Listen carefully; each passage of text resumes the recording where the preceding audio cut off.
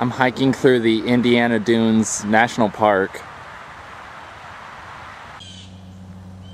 An old abandoned road.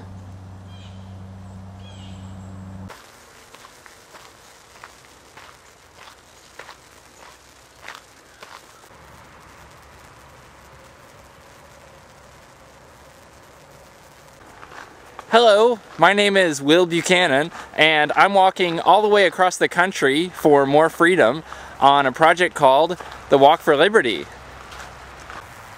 Today is October 18th, 2008, day 165. I had decided to take a parallel bike trail rather than walking down the highway. Turned out to be not such a good idea though, since this is not the first place in which both sides of the path are completely flooded out. And my shoes are now probably as soaked as they've ever been on this walk. I guess that's what I get for walking on a government trail.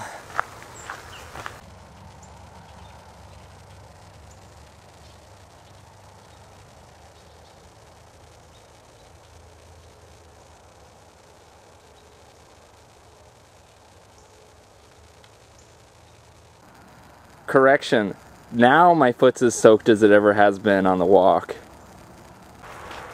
I can actually still feel standing water in my shoe. So nonetheless, I'm taking this opportunity to leave the trail.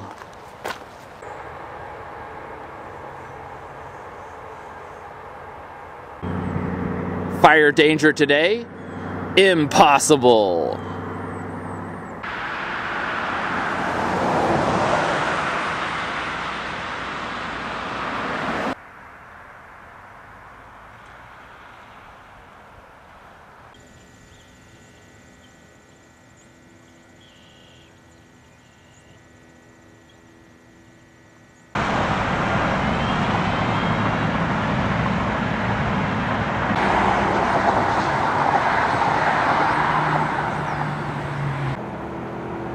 Last night, we heard a knock on the RV door. Then a voice called out from the other side, "Police!" Note that, as of last night, I've had 5 total encounters with the police on the Walk for Liberty of varying severity. And 3 of those, including the worst one by far, which I talked about in the day 163 video, have been in Indiana.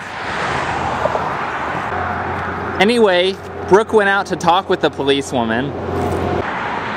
We had parked the RV at the end of a little dead-end road in what we thought was a residential neighborhood nearby a national park. As the police officer informed us though, where we were parked was still technically part of the national park. All the people's houses which were around there were being leased from the federal government and are scheduled to be demolished in 2010.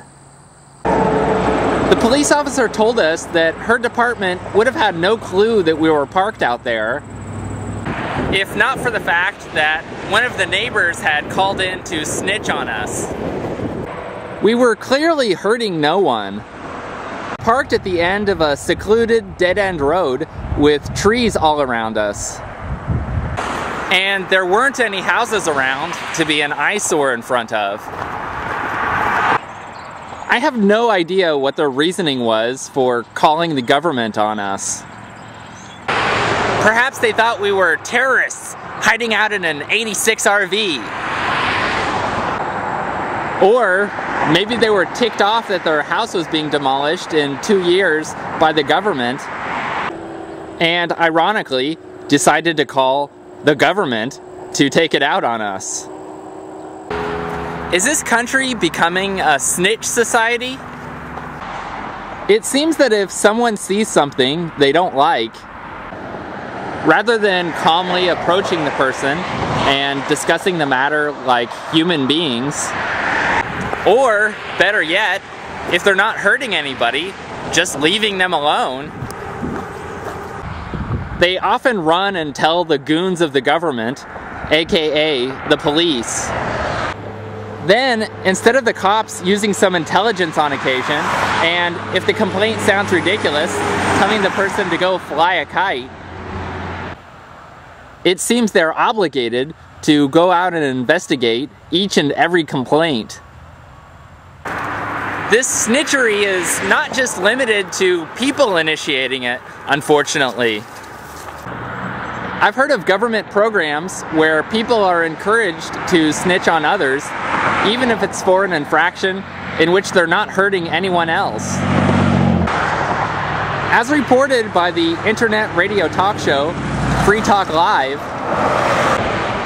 there have been programs in towns in which children are encouraged in school to snitch on their parents for various things around the house. And I wouldn't be surprised if there are also programs in which people get paid a reward for ratting other people out who have committed victimless crimes. It's akin to a gang which has a circle of informants who rat people out for doing things which the gang doesn't like.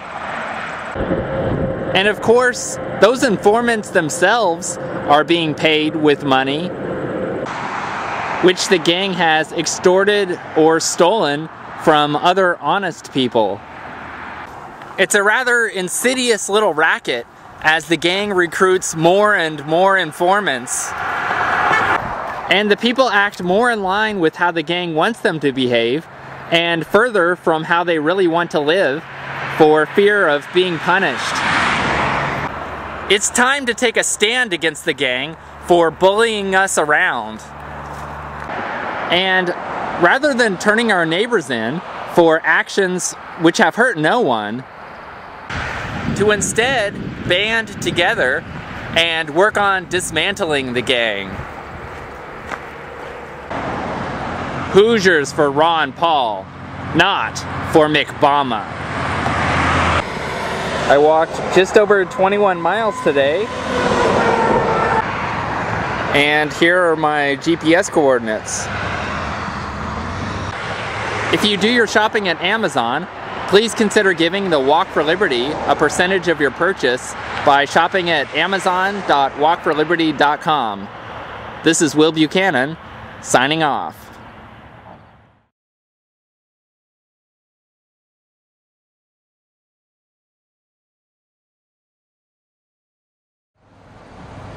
That road goes straight down through my hometown of Lebanon, Indiana. It's the magical levitating couch.